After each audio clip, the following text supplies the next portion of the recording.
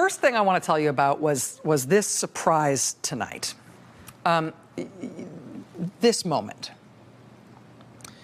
You'll remember that back in March, actually a week before Trump fired all the U.S. attorneys, the Attorney General, Jeff Sessions, recused himself from overseeing any investigation at the Justice Department that pertained to the 2016 campaign, including the Russia investigation. When Jeff Sessions, as Attorney General, made that recusal, that made this man, Rod Rosenstein, the de facto Attorney General in charge of overseeing any investigations related to the 2016 campaign, including the Russia investigation. This is Deputy Attorney General Rod Rosenstein. He's the one who appointed the special counsel, Robert Mueller. He's the one who Mueller reports to at the Justice Department. Rod Rosenstein was appointed by President Trump. He's a Republican. Nobody quite knows what to make of him and his inclinations on the Russia investigation, which he has steadfastly refused to discuss in public, other than to say that he believes Mueller is doing a good job and he's the right man for the job. But then today, surprise, a whole bunch of reporters, including Scott Wong from the Hill newspaper, were staking out Paul Ryan's office. They were staking out the Speaker of the House, his office today, hoping to catch some news about budget negotiations in Congress. So they're all outside Paul Ryan's office when, hey now, here comes, isn't that Rod Rosenstein and his security detail? Yeah, there's the Deputy Attorney General filing into House Speaker Paul Ryan's office. What's he doing here? Reporters, including Scott Wong, were soon able to suss out that although nobody knew this was coming, Rod Rosenstein, in fact, was there at Paul Ryan's office to talk with him about the Russia investigation. We later learned that the meeting is something that Rod Rosenstein had asked for. Then it turned out that the FBI director, Chris Wray, was in that meeting too. And then it turned out what they were meeting about was the Russia investigation, and we can even narrow it down even further. All right, the fact of this meeting, though, was a surprise to everybody, right? What's going on here? Speaker of the House is technically the most powerful person in the whole legislative branch.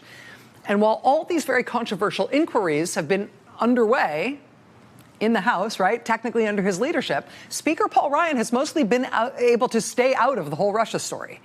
But here today was the head of the FBI and the de facto Attorney General overseeing the Mueller investigation showing up at Ryan's office to talk to him about the Russia matter in what was a surprise to everyone. Now, here's what we think happened. We believe that the Justice Department tonight was poised to hand over to congressional Republicans, specifically to Republican Congressman Devin Nunes, who was on the Trump transition team, who's emerged as one of the most aggressive Trump partisans in the House. We believe, from our reporting, that the Justice Department tonight was poised to hand over to Devin Nunes documents that he had demanded from the Justice Department and from the FBI that were potentially very sensitive about the ongoing Robert Mueller investigation. Devin Nunes had sent this letter to the Justice Department between Christmas and New Year's, demanding that they hand over all FBI interview summaries and all reports from meetings between FBI agents and confidential human sources that related to the dossier of alleged Russian dirt on Donald Trump that was first collected by veteran British spy Christopher Steele. Christopher Steele's central allegation, of course, was that the Russian government interfered in the U.S. election in 2016 to try to hurt Clinton and help Trump.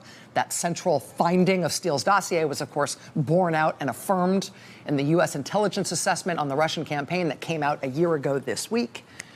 Recent reporting, including from the New York Times this past week and The Guardian a few months ago, suggests that there were other intelligence streams behind the Steele dossier that led the FBI to start its counterintelligence inquiry into the Trump campaign and its ties to Russia.